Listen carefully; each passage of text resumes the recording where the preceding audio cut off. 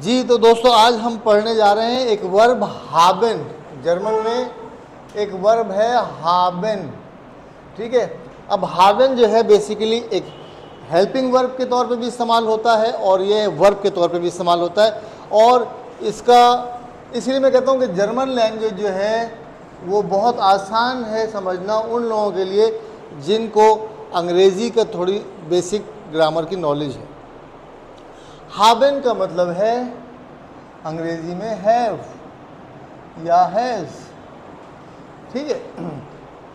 तो अगर आपको अंग्रेजी का हैव और हैज़ का इस्तेमाल मालूम है तो मुझे कुछ समझाने की ज़रूरत नहीं है। हाबेन जो है वो हैव और हैज़ की तरह इस्तेमाल होता है, लेकिन जिन लोगों को अंग्रेज़ी में मेरी तरह हाथ तंग है उन लोगों को समझाने के लिए मैं यहाँ बता देता हूँ कि हाबेन जो है वो हेल्पिंग वर्ब के तौर पे भी यूज़ होता है और वर्ब के तौर पे भी यूज़ होता है।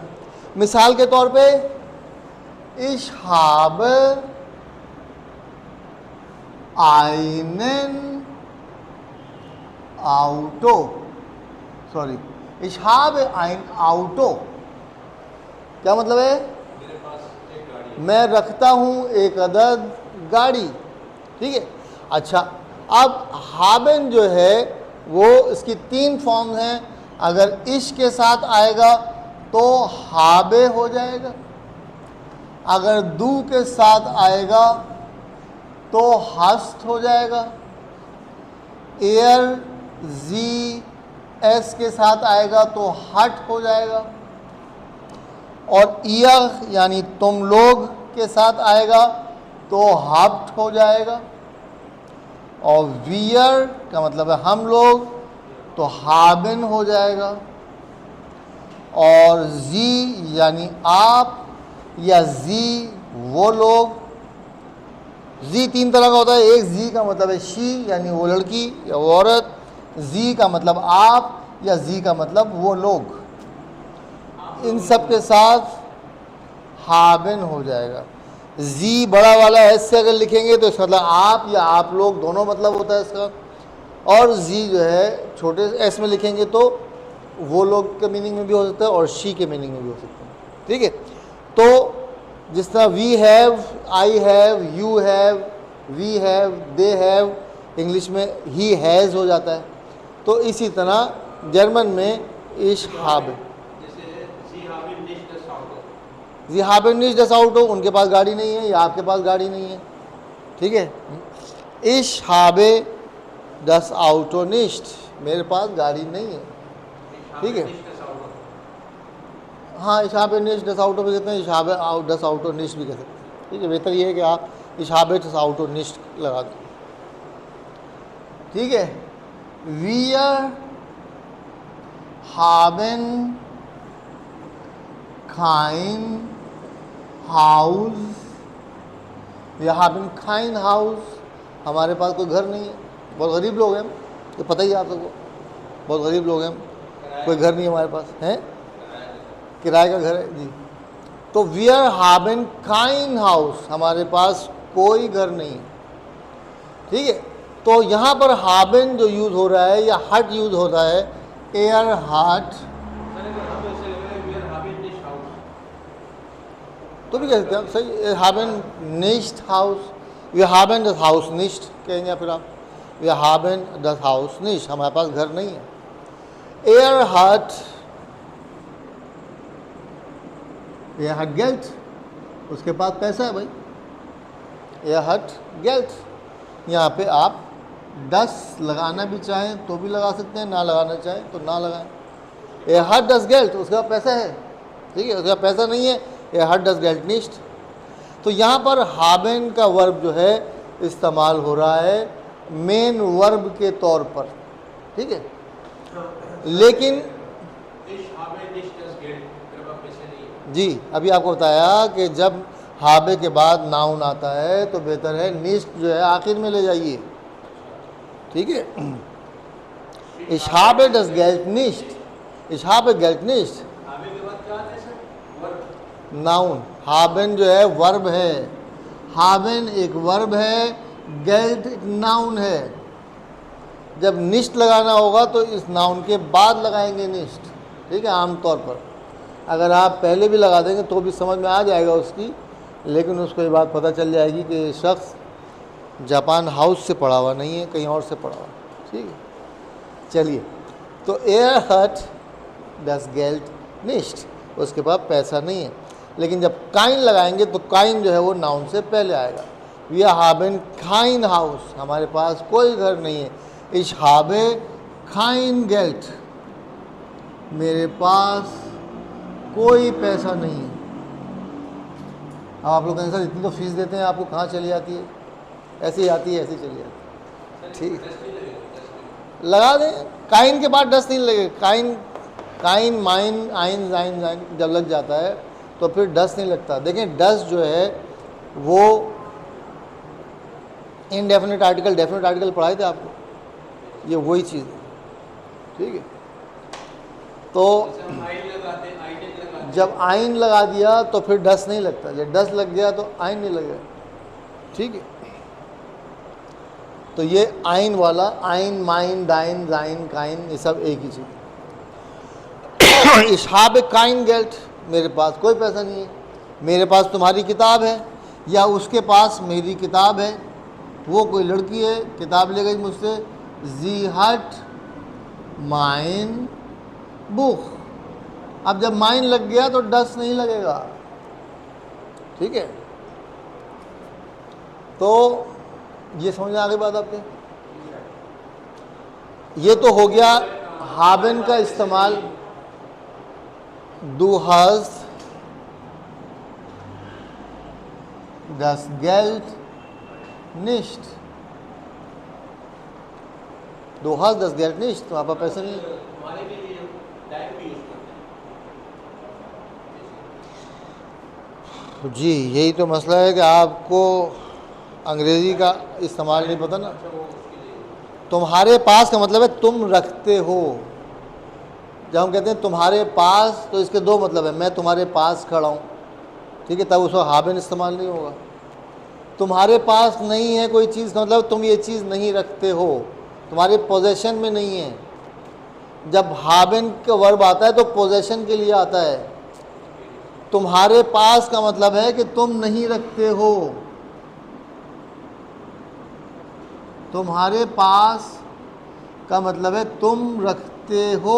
You have it, you have it, तुम रखते हो। मेरे पास तुम हो, क्या मतलब है मेरे पास तुम हो? क्या मतलब है ना? वो यासिर के साथ लड़की छोड़ के चली जाती है, वो समझता है मेरे पास है, वो किसी और के पास होती है। इश हाबे डिश, ठीक है।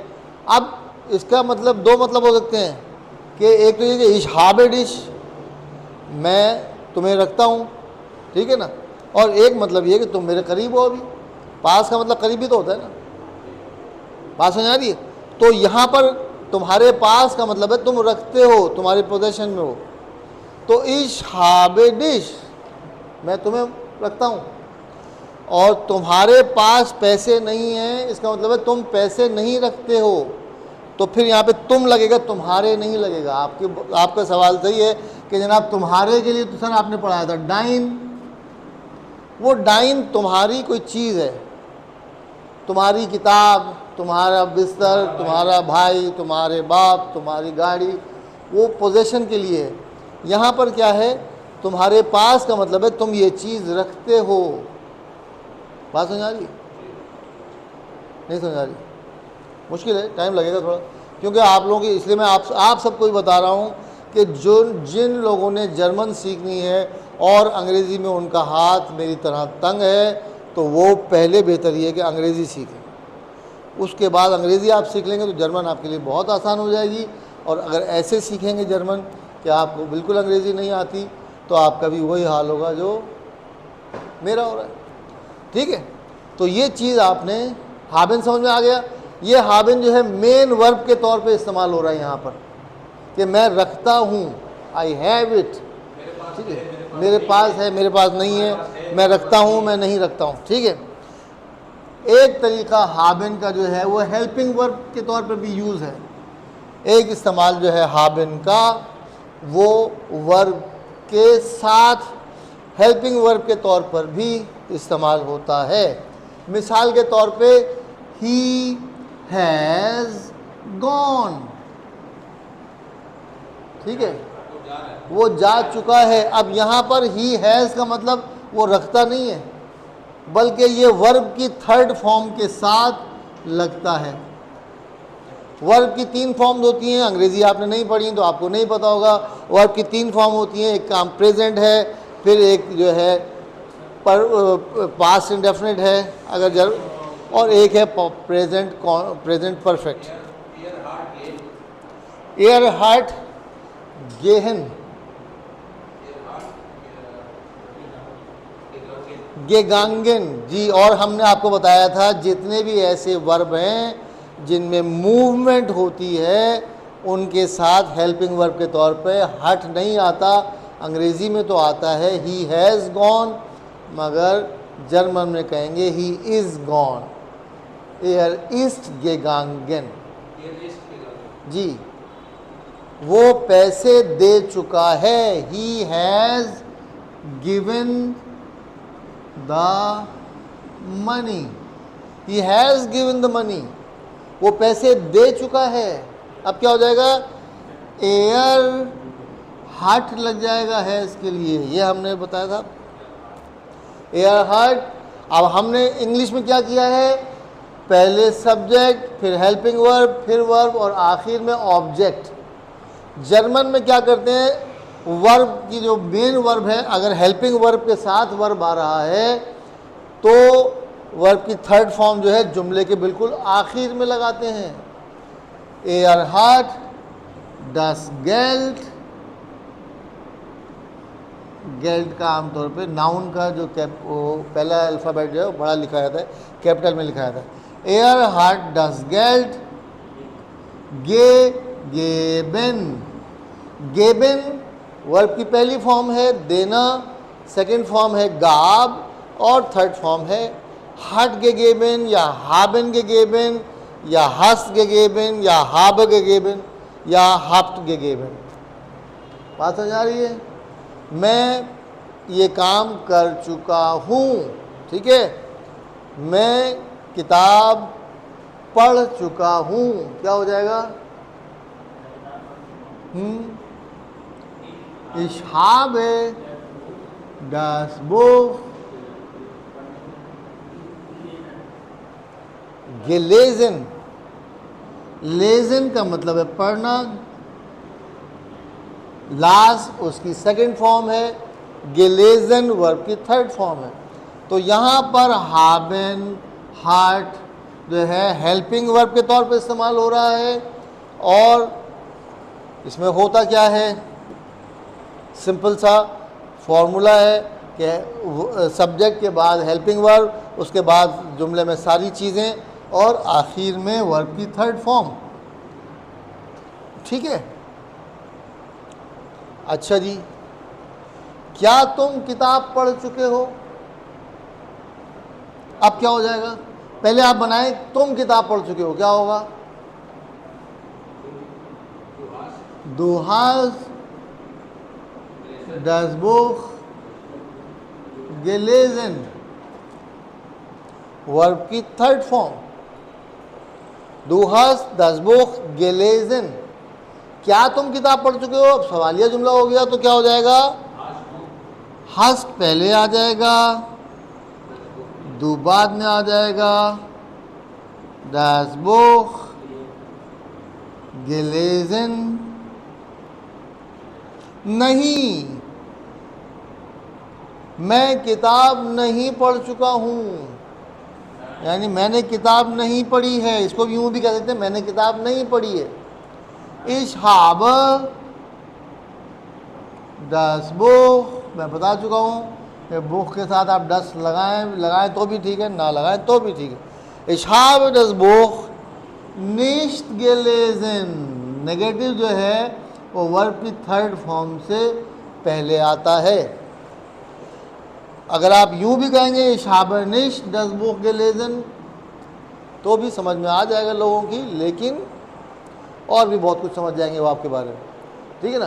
तो हमेशा जब वर्ब की थर्ड फॉर्म आप इस्तेमाल कर रहे हो तो निश्ट अगर नेगेटिव जुमला है तो उसको आप उठा के वर्ब की थर्ड फॉर्म से पहले लेके जाना। यहाँ तक क्लियर है बात? तो यही जो है हाबन वर्ब की दो इस्तेमाल हैं कि हाबन वर्ब जो है वो एक इटसेल्फ वर्ब के तौर पे भी इस्तेमाल होता है और एक जो है हाबन का तरीका ये है कि ये हेल्पिंग वर्ब के तौर पे भी इस्तेमाल होता है। जब वर्ब की थर्ड फॉर्म इस्तेमाल करते हैं तो हम हाबन के साथ इस्तेमाल करते हैं। ठीक है जी, तो यही आज का टॉपिक था कि हाबन वर्ब का क्या इस्तेमाल है। इसको ध्यान में रखिए, प्रैक्टिस कीजिए। बहुत बहुत शुक्रिया, धन्यवाद। फील इन टांग के